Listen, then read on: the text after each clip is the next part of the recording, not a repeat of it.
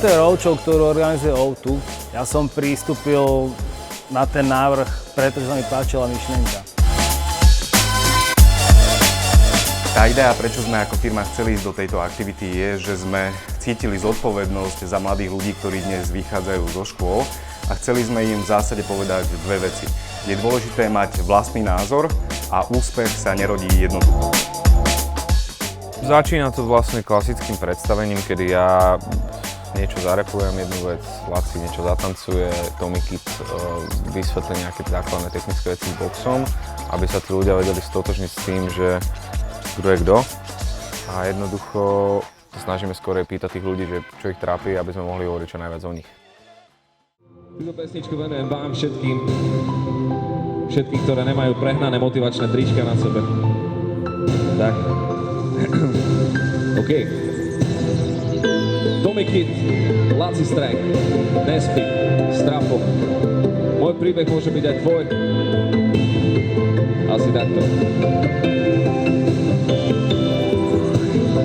Som cieľ, ja nejsom na vrchole, neserem na teba z vrchu jak väčšina. Nemôžem, pretože to by sa za mňa hambila komplet celá rodina. Aj keby som bol kráľom a pánom všetkých ľudí, tak ja nemám právo, keď sa ti do života, lebo sám som bol ako ty, sprostý jak tágo. Spermia, decko, chlapec, muž, talent a odvaha boli moje plus. Najprv pomaly, ale potom už rýchlo a draho jak Spartacus. A neviem ti povedať úplný návod, neviem ti povedať, že ako na to. Viem ti len povedať, čo sa stalo a viem ti len povedať, kto je Strapo. Úplne základ, že deti sú naša budúcnosť. A pracovať s mládežou je pre mňa obrovská výzva.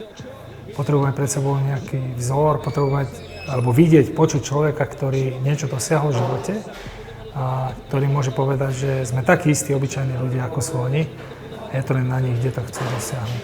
Toto je tá moja nejaká dráha profesionálneho boxéra, ale viac si vážim alebo viac som hrdý na dráhu trénera a zakladateľa Kalbovského Galanta. Bandit po mne dostal ako 13-ročný, mal 46 kg a skoro raz sa vyťahol. Ľudia majú veľmi radi príbehy, ktoré sú v takej osobnej rovine, ktoré som ja zažil, či už ak som vypracoval, všelijaké takéto veci ich zaujímajú. Ja im vždy na to poviem taký môj súkromný pohľad a poprípade nejakú radu, keď potrebujú. Do tanečnej školy chodí ku nám niekoľko detí zadarmo, dlhé roky. Nemáme za potrebu ich označovať, neriešime to nejak, sú tam integrovaní, ale fungujeme všetci. Ja nemám problém s tým sa podeliť, chodíme na sústredenia, platím obedy, všetko možné, naozaj to ťahám. Snažím sa vytvárať príležitosti, aby to fungovalo normálne. Takisto veľa detí sa potom nájde tých našich osudoch a povedzí, keď to dali oni, tak aj my na to máme. Máme tú šancu spraviť veľké veci.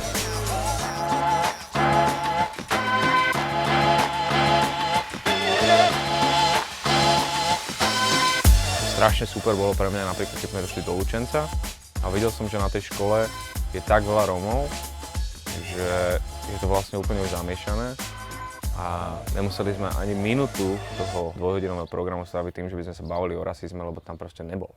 Keď na vás ľudia pozerajú a keď vás počúvajú, z mikrofónu, bez mikrofónu, keď dojdete do miestnosti rozprávať, čo si títo, venujú vám pozornosť, tak to znamená, že máte na niečo talent, že niečo funguje správne.